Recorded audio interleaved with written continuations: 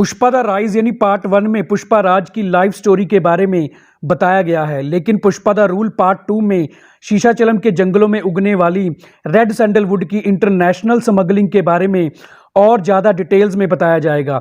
Year 1980 से 1990 के बीच पूरी दुनिया को रेड सैंडलवुड और उसके यूजेस के बारे में पता चल गया था। कुछ कंट्रीज़ ने रेड सैंडलवुड को अपनी कंट्री में उगाना शुरू कर दिया था और कुछ कंट्रीज़ ने रेड सैंडलवुड को इंडिया से मंगवाना शुरू कर दिया था। इंडिया में रेड सैंडलवुड की डिमांड बढ़ने के कारण बहुत से politicians, businessman, gangsters, underworld dons red sandalwood के बिजनेस में इन्वॉल्व होना चाहते थे, लेकिन उन सबके लिए एक ही प्रॉब्लम थी, पुष्पा राज। पुष्पा राज ने सबसे ये कह दिया कि मैं किसी को लाल चंदन का बिजनेस करने से नहीं रोकूंगा, लेकिन शीशाचलम के जंगलों से लाल चंदन के पेड़ काटने से पहले हर एक को पुष्पा राज को टैक्स पे करना पड़ेगा और पुष्पा राज ने हर माल पर 30% टैक्स लगा दिया था। पुष्पा राज के डर के कारण हर किसी को पुष्पा राज की बात पर एग्री होना पड़ता है। अब धीरे धीरे पुष्पा राज सिंडिकेट ग्रुप का किंग बन जाता है। पुष्पा राज ने अपने कई नए दुश्मन तो पैदा कर लिए थे, लेकिन मंगल शीनू, जॉली रेड्डी और आईपीएस भंवर सिंह शेखावत जैसे पुष्पा राज के पुराने दुश्मन भी पुष्पा राज से बदला लेना चाहते हैं।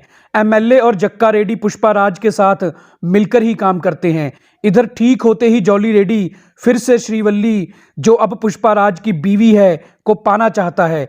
जॉली रेड्डी अपने भाई जक्का रेड्डी की वजह से पुष्पा राज से दुश्मनी भूलकर पुष्पा राज के साथ काम करने का नाटक कर रहा था। जॉली रेड्डी पुष्पा राज के घर श्रीवल्ली का किडनैप करने उस समय चला जाता है जब पुष्पा राज घर पर नहीं होता, लेकिन पुष्पा राज का सौतेला भाई पुष्पा राज की मां के पास पुरानी सारी बातें भूलकर अपनी गलतियों की माफ़ी मांगने पुष्पा राज के घर आया होता है। असल में पुष्पा राज का सौतेला भाई अब पुष्पा राज और उसकी मां को मुलट्टी परिवार का सदस्य बनाना चाहता है। जब जॉली रेड्डी देखता है कि श्रीवल्ली उस समय घर पर नहीं है, क्योंकि श्रीवल्ली उस समय अपने पिता के घर गई होती है, तब जॉली रेड्डी पुष्पा राज की मां को मारने लगता है और श्रीवल्ली के बारे में पूछने लगता है।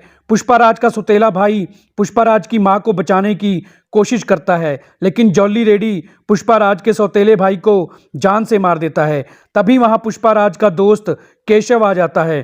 केशव पुष्पा राज की घायल मां को उठाने लगता है, लेकिन जॉली रेड्डी केशव को भी मार देता है। अब जॉली रेड्डी पुष्पा राज की मां, जो पहले से ही घायल होती है, को गला घोंटकर मार देता है। फिर जॉली रेड्डी खुद पुष्पा राज को फोन करके पुष्पा राज के घर बुला लेता है। जॉली रेड्डी पुष्पा राज को एक झूठी कहानी बताता है।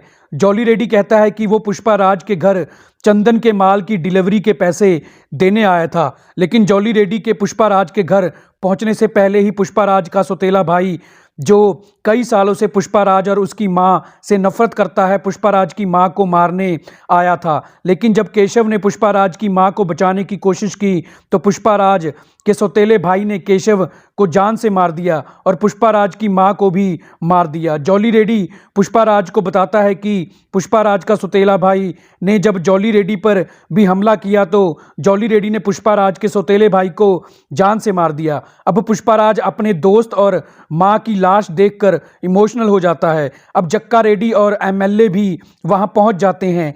जक्का रेड्डी पुष्पा राज को कहता है कि मुलट्टी परिवार ये नहीं चाहता कि पुष्पा राज और उसका परिवार जिंदा रहे, इसलिए पुष्पा राज का सौतेला भाई पुष्पा राज को और उसकी मां को मारने यहां आया था। अब पुष्पा राज गुस्से से भर जाता है। पुष्पा राज अपने सौतेले भाई के घर यानी मुलट्टी परिवार के घर चला जाता है।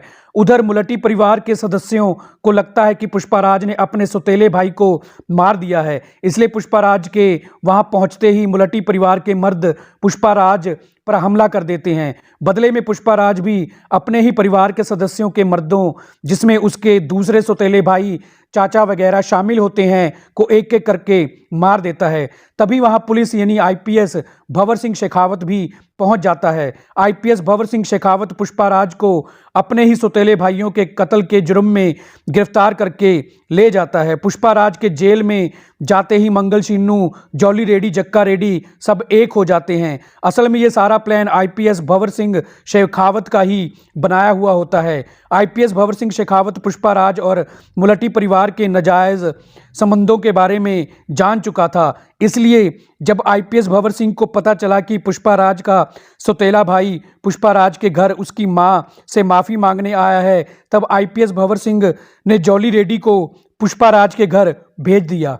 और फिर आईपीएस भंवर सिंह शेखावत के ही कहने पर जक्का रेड्डी ने पुष्पाराज को मुलटी परिवार के खिलाफ भड़काना शुरू कर दिया, जिसके बहकावे में आकर पुष्पाराज ने गुस्से में अपने ही परिवार के सदस्यों को जान से मार दिया। असल में आईपीएस भंवर सिंह शेखावत ये जानता है कि पुष्पाराज को मारना आसान नहीं है, इसलिए आईपीएस भंवर सिंह ने पुष्पाराज को जेल में बंद करके मारने का प्लान बनाया। पुष्पाराज अब अंदर से टूट चुका था। जेल में कैद होने से ज़्यादा पुष्पाराज को अपनी मां और केशव के मरने का गम सता रहा था। इधर मंगलम शीनू फिर से सिंडिकेट ग्रुप का लीडर बन गया था। आईपीएस भंवर सिंह पुष्पाराज को कोर्ट में ले जाते समय इनकाउंटर करने का प्लान बना लेता है। इधर जॉली रेड्डी पुष्पाराज के जेल में जाते ही श्रीवल्ली को ढूंढने में लग जाता है, लेकिन श्रीवल्ली जॉली रेड्डी को नहीं मिलती। असल में डीएसपी गोविंद, जिसको हम पार्ट 1 में देख चुके हैं और जिसका ट्रांसफ़र पुष्पाराज की वजह से कर दिया गया था, वो डीएसपी गोविंद पुष्पाराज की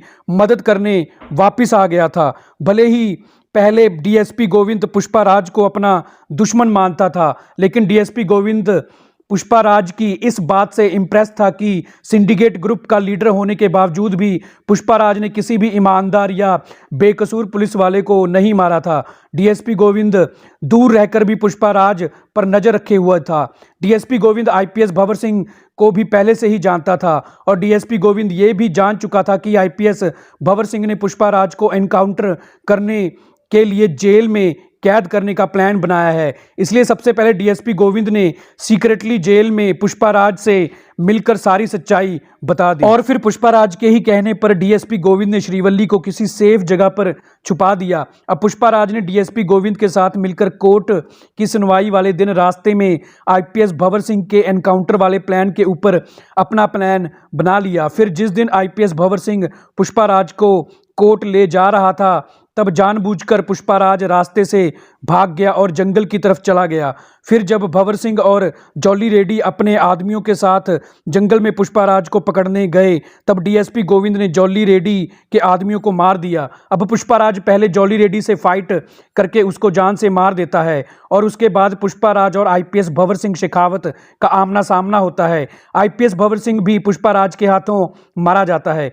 लेकिन दोस्तों, फिल्म की कहानी यहीं पर ख़त्म नहीं होती, क्योंकि पुष्पाराज पर लगे जुर्म अभी माफ़ नहीं हुए हैं और पुष्पाराज के दुश्मन जक्का रेड्डी मंगलम शीनू अभी भी जिंदा हैं। इसलिए आगे की कहानी में क्या होगा, ये हम आपको पुष्पा द रैम्पेज यानी कि पार्ट 3 की फैन थ्योरी वीडियो में बताएंगे। तो हमारी आज की वीडियो को पूरा देखने के लिए आपका थैंक्स।